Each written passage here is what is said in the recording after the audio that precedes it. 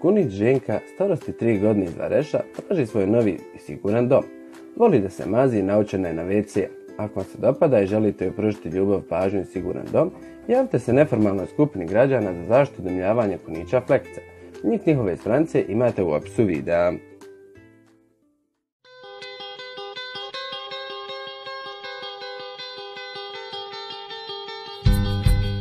I veliki pozdrav drugari, dobrodošli u naš novi video. Ja sam Semir, a ovo je naš dragi Čupo. Kao što smo govorili u prethodnim videima, 80% ishrane svakog kunića čini upravo sjeno. 10% od toga je povrće, 5% su zdravi peleti, a 5% čini upravo poslasce u vidu voća, u vidu humid kolačića, zobenih pauljica i bilja. Danas konkretno ćemo govoriti o voću. Ono što je odmah bitno na početku napomenuti jeste da kunići koji su mlađi od 6 mjeseci ne bi trebali da jedu voće, nego ćemo im kasnije, kad već budu blizu toga da napuni 6 mjeseci, onda ćemo im postepeno uvoditi voćkicu po voćkicu, te prati njihovu reakciju. To jeste da li će kod kunića izazvati proljev. Voće vašem kuniću u principu trebate davati u vidu poslastica. Ono što je jako bitno napomenuti, ne davati više od 2, maksimalno 3 puta sedmično, ali mada u principu moj iskreni savjet je da dajete 2 puta sedmično u veoma malim količinama. Naravno, svako voće treba uvoditi postepeno i polako i naravno pratiti reakciju kunića. Ako kod kunića izazove proljev, naravno više nećemo kuniću davati to voće.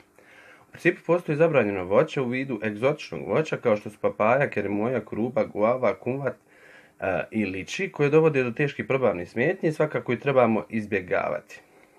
Što se tiče mango se koristi u malt pastama, te svjež možemo davati u malim količinama i opet kažem pratiti reakciju kod kunića.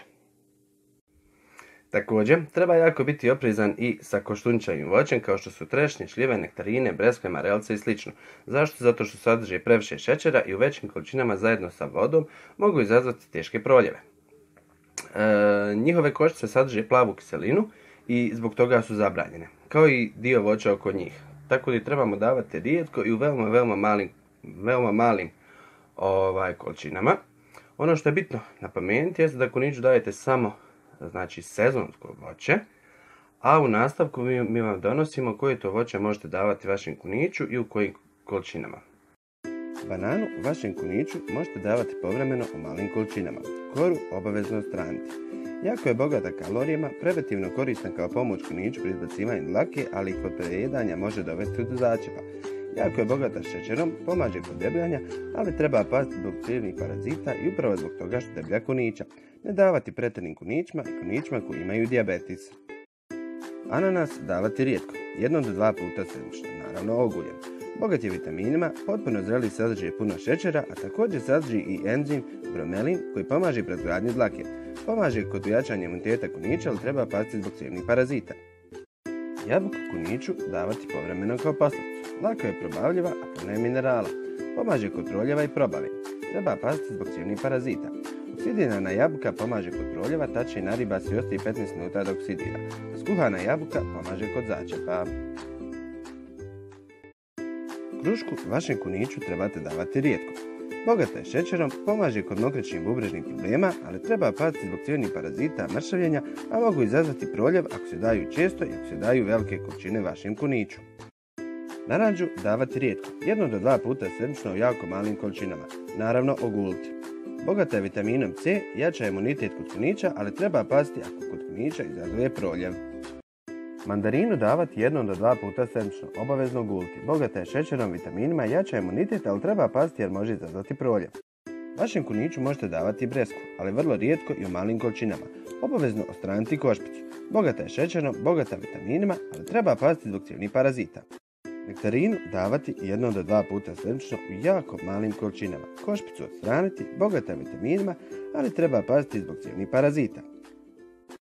Borovnicu davati rijetko, i svježu i sušenu, također cijela biljka. Previše svježih može dovesti do proljeva, relativno je nisko kalorična, pomaže kod upala, a suha je dobra protiv proljeva. Rusice djeluju protuupalno na sluznicu u ustima, želucu i mokraćnu mjehuru, zbog toga je sadržavaju flavonole i antioksidanse. Životinjama koji su tome sklone daju se preventivno protiv upale mjehura. Davati rijetko 1 do 2 puta tjedno. Sušeni također sadrže previše šećera, ali treba paziti da nisu kandirane. Ribizla crna i crvena. Davati rijetko 1 do 2 puta sedmično. Također cijela biljka.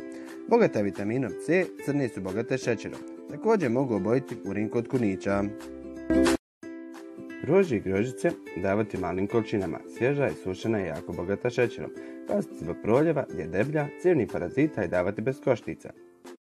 Šipak vašem kuniću trebate davati rijetko. Bogat je vitaminom C, daje se svježi ili sušni, bez koštica i dlačica. Pomaže kod mokraćnih i bubrežnih problema te jača imunitet. Treba paziti jer može prouzročiti veliku proizvodnju vitaminki. Dinju vašem kuniću davati rijetko, 1 do 2 puta sedmično. Koru i košpice obavezno odstraniti. Bogata je šećerom, pomaže kod ljetnih vrućina, ali treba paziti zbog proljeva i crijevnih parazita. Vašem kuniću možete davati lubenicu u malim količinama. Ne davati koru jer je često prskana. Raslađuje kod ljetnih vrućih dana. Treba paziti na količinu jer previše može prouzročiti proljev. Bogata je vodom i niskokalorična. Nar davati povremeno kao poslasticu po 5-6 bobica. Bogat je vitaminom C. Jagodu davati rijetko, bogata vitaminima, sadrži puno vode, pomaže kod mokraćnih i bubrežnih problema. Listovi se slobodno daju češće nego plod. Također, treba paziti da nisu prskane. Kupinu davati rijetko, cijela biljka i plod. Bogata vitaminom A i C, pomaže kod upala ljetnih vrućina, a listovi su dobri kod zapaljenih dišnih puteva. Malinu davati rijetko, 1 do 2 puta sedmično, također cijela biljka. Sadrži visok nivo minerala, dok je svježa niskokalorična, sadrži malo šećera. Pomaže kod izgubljenog apetita, ljetnih vrućina, a listovi za vrijeme trudnoće jačaju maternicu, dok je suha dobra kod proljeva. Smokvu davati rijetko, 1 do 2 puta sedmično. Bogata vitaminom B i mineralima, dok je sušena jako bogata šećerom. Treba paziti zbog proljevanja, debljanja i crijevnih parazita kod kunića.